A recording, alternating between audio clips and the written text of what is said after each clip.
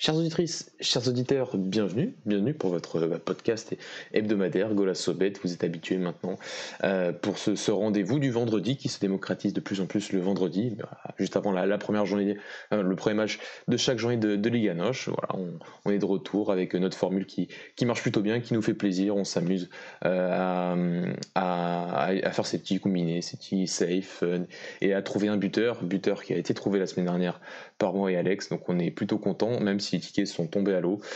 Donc on va essayer de faire mieux cette semaine pour parler, voilà, un peu faire cette preview de cette 24e journée de Liga Noche. Et voilà, petit à petit, on s'approche du dénouement de cette saison 2020-2021. Et pour m'accompagner, aujourd'hui, il n'y a que Alex, Louis n'est pas là. Il n'y a que Alex. Alex, comment vas-tu ? Bonsoir tout le monde, bonsoir Mathieu, écoute ça va, là il y a mon père qui s'est inscrit sur Winamax, il est prêt à envoyer des grands paris, donc j'espère qu'on va être bon, parce que là va falloir être bon pour le faire gagner quoi. De toute façon, si on n'est pas bon, c'est toi qui prends, c'est pas nous. Voilà. Donc on va commencer.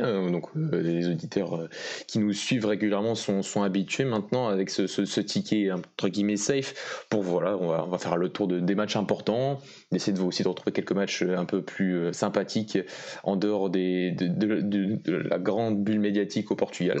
Et donc comme d'habitude, je vais commencer par toi, Alex. Qu'est-ce que tu nous as concocté comme pari entre guillemets, en tout cas combiné, un peu safe, et est-ce que tu as un combiné de plus de un match cette semaine ? Ouais, cette semaine j'ai réussi à trouver 2 matchs, les 2 premiers. Voilà, je pense que voilà, donc Sporting qui reçoit Guimarães demain soir à 21h15, un truc comme ça. Donc j'ai mis Sporting, hein, ma base. Cette fois je vais pas mettre les Sporting avec des buts d'écart parce qu'ils m'ont eu la semaine dernière. On va la jouer simple, Sporting qui gagne en sec 1,45 contre un Guimarães qui est en mini crise quand même de résultats, qui n'arrive pas à enchaîner les victoires et même qui commence à perdre de plus en plus. Les supporters mettent de plus en plus la pression sur João Henriques qui commence à être sur la sellette. On sait que les supporters sont hyper impatients là-bas, donc ça commence un peu à chauffer pour le coach de Guimarães. D'autant plus qu'ils vont jouer sans Momine qui s'est fait suspendre, sans Suleiman pareil qui est suspendu, donc charnière centrale totalement inédite. Ça parle de mettre Fernandez avec Ego Casso, non ? C'est ça, ouais. C'est ça. Et en latéral gauche, pareil, il n'y en a aucun de disponible, donc ça parle de mettre Ruben Lamela qui n'est pas vraiment habitué à jouer ce poste-là.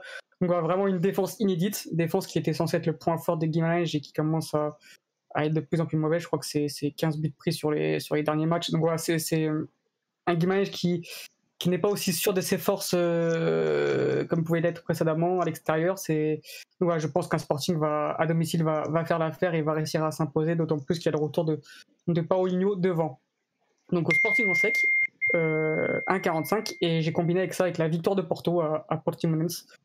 Pourquoi ? Parce que tout simplement Porto semble avoir repris confiance après cette belle victoire cette qualification plutôt contre la Juventus.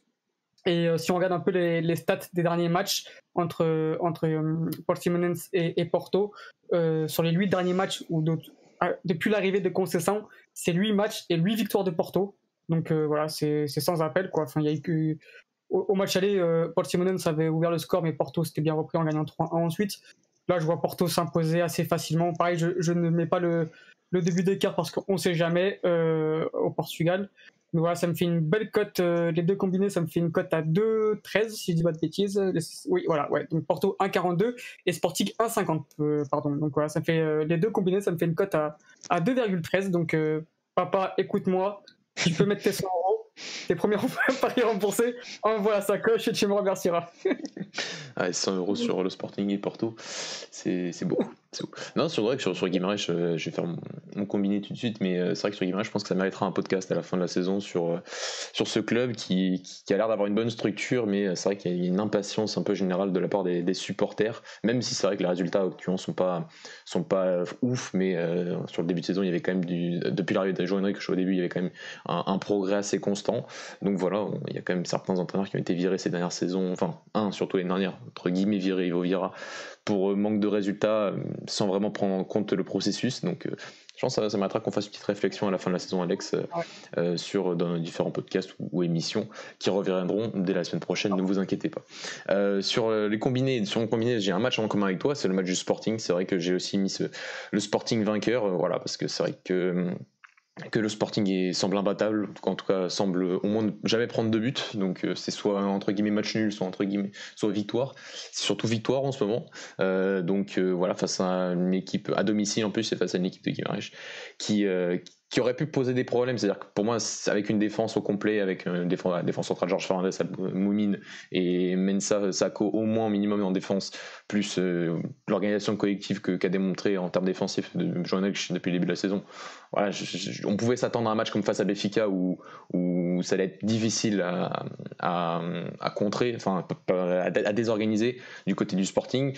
Mais là, je me dis que Guimarães va peut-être descendre ses lignes et même comme ça suffira peut-être pas au vu du manque de qualité individuelle qu'ils vont présenter possiblement demain soir, il me semble. Donc un Sporting en sec, voilà, pour ne pas remettre les 2 buts comme la semaine dernière parce qu'on s'est fait avoir Alex avec ces 2 buts d'écart à Tonder. Ils n'ont gagné qu'1-0, but de Thiago Thomas à la 83e minute de jeu, il me semble.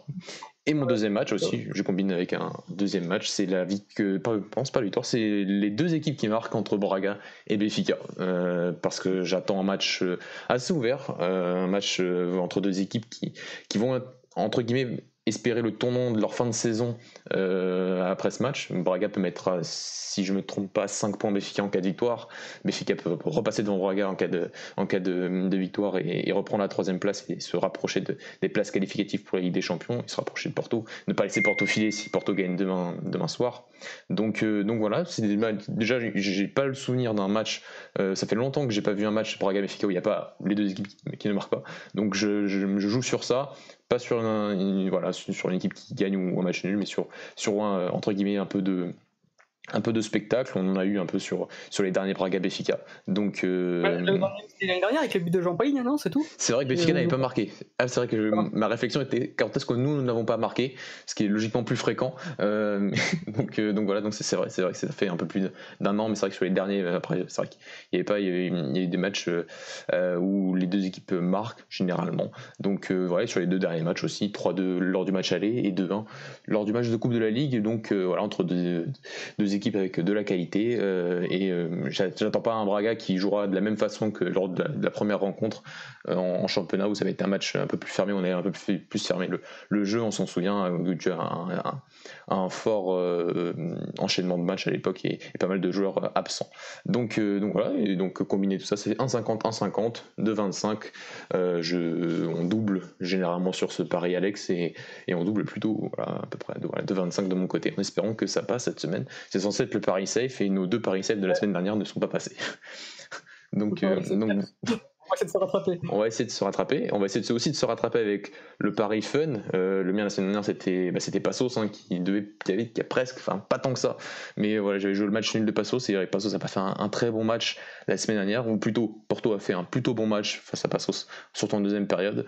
Donc voilà, Porto s'est imposé. Donc moi j'ai un pari seulement, mais je te laisse commencer Alex sur ce pari un peu plus léger, mais qui peut rapporter beaucoup.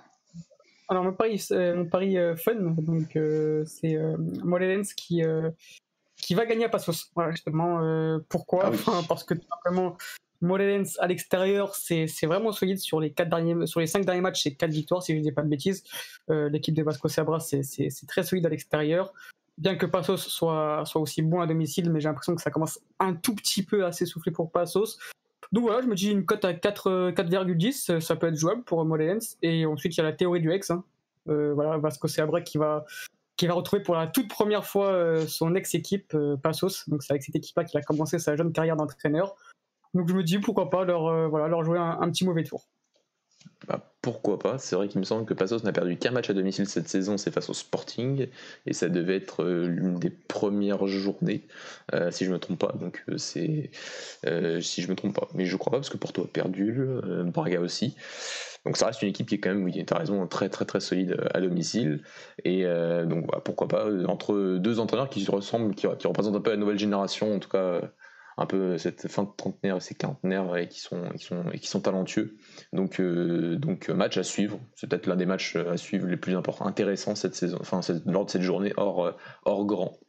Et moi, c'est Maritimo Famalicão, victoire de Famalicão à l'extérieur, 2,75. Et ben je reprends la théorie de Alex, puisqu'Evo retourne sur son île et retourne dans son club, Maritimo.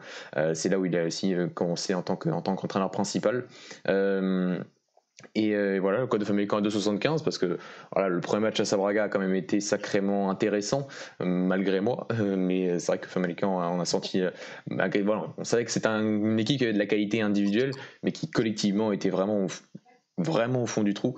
C'était le moins qu'on puisse dire. Et bah, lui, en quelques matchs, en 5 jours, a quand même redonné une sorte de fil conducteur à ce collectif en termes de jeu et en termes de mentalité.